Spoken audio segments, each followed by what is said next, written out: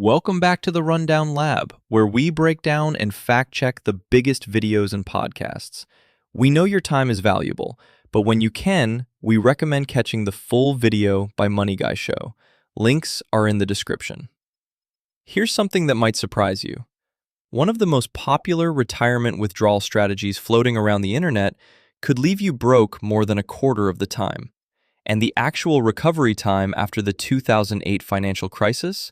One well-known finance podcast got that number very wrong.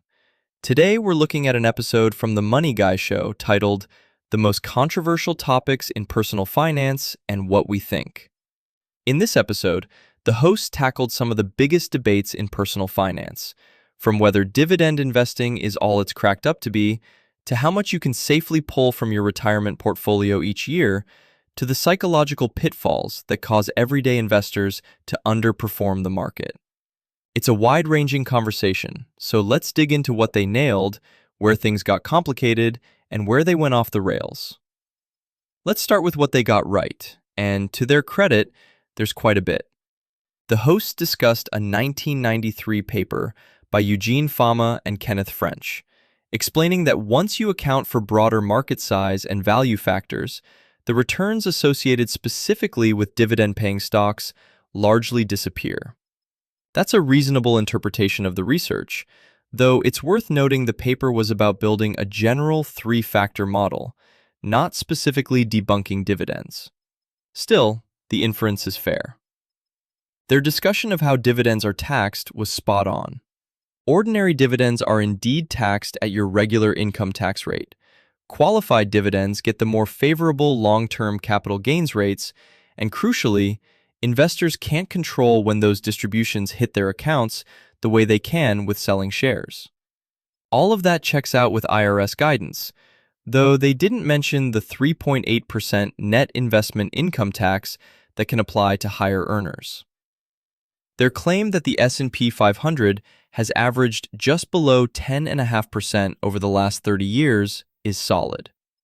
Depending on the exact window and whether you include dividend reinvestment, most sources put that number somewhere between 10.3 and 10.7%.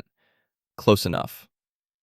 They also cited Dalbar's long-running analysis showing that average investors consistently underperform their own investments due to poor timing decisions, buying high and selling low based on emotion. Dalbar's quantitative analysis of investor behavior has indeed shown this pattern since 1994, with the gap sometimes exceeding 3 percentage points annually. They mentioned Morningstar's Mind the Gap study as showing similar results, which is mostly accurate. Morningstar's 2024 study did find investors lost about 15% of potential returns over a decade, though it's worth noting Morningstar attributes the gap to multiple factors, including fund volatility, not just emotional selling. And some academic critiques suggest the actual timing cost may be much smaller than these studies report. Their figure of a 14% average market decline is also well supported. Multiple sources, including data from US Bank and Fidelity, confirm that the average maximum intra-year drawdown for the S&P 500 is right around 14%. Now, where things get complicated. The hosts discussed the Trinity Study, the foundational research behind the famous 4% rule. They claimed that an 8% withdrawal rate has at best a 74% chance of success over 30 years. Here's where precision really matters. The Trinity Study distinguishes between nominal and inflation-adjusted withdrawal rates, and this is a critical difference. A 74% success rate might be in the ballpark for a nominal 8% withdrawal rate with an all-stock portfolio. But if we're talking about inflation-adjusted withdrawals, which is what actually matters in real retirement planning, the success rate for an 8% withdrawal drops dramatically, often to somewhere between 0 and 50%, depending on the portfolio mix. So while the hosts were right that an 8% withdrawal rate is dangerous, the 74% figure is potentially too optimistic and may give listeners a misleading sense of how risky this strategy actually is.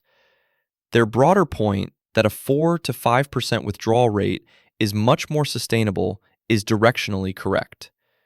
The 4% rule has historically shown success rates between 95 and 100% over 30-year periods. But lumping 4 and 5% together as similarly safe oversimplifies things. A 5% withdrawal rate drops historical success to roughly 75 to 85%. That's a meaningful difference. And for anyone planning a retirement longer than 30 years, even 4% may need to be revisited. Their modeling of sequence of returns risk, showing how a 14% decline in year one with an 8% withdrawal rate could deplete your portfolio in about 21 years, is a solid illustration. The math roughly checks out, and their point that experiencing that kind of decline anytime in the first 9 years of retirement creates serious problems is consistent with well-established research by Michael Kitces and others, showing that returns in the first decade of retirement are the primary driver of portfolio sustainability. Now for the red flag. The hosts claimed that it took the S&P 500 12 years to recover from its late 2000s peak. This is simply wrong. The S&P 500 hit its pre-crisis high of about 1565 in October 2007 and surpassed that level again by March or April of 2013. That's approximately 5.5 years, not 12. Now, if they were thinking about the time from the dot-com bubble peak in March 2000 to full recovery past that level in 2013, that would be about 13 years, which is close to 12. But they specifically said late 2000s, which refers to the 2007-2008 crisis. Getting this wrong by more than double the actual time frame significantly distorts the picture and could unnecessarily frighten investors. So here's the bottom line. This episode from The Money Guy Show gets its central thesis right. An 8% retirement withdrawal rate is indeed dangerous, and the 4% rule is far better supported by decades of research. Most of their supporting evidence, from the Fama French findings to Dalbar data to average market decline figures, is solid. But the 12-year recovery claim is a significant factual error that listeners should be aware of, and the Trinity Study statistics could be more carefully presented to distinguish between nominal and inflation-adjusted scenarios. Overall, this is a useful episode with good core advice. Just keep a critical ear on the specific numbers. If you enjoyed listening, please don't forget to hit the like and subscribe buttons, and we'll see you in the next one.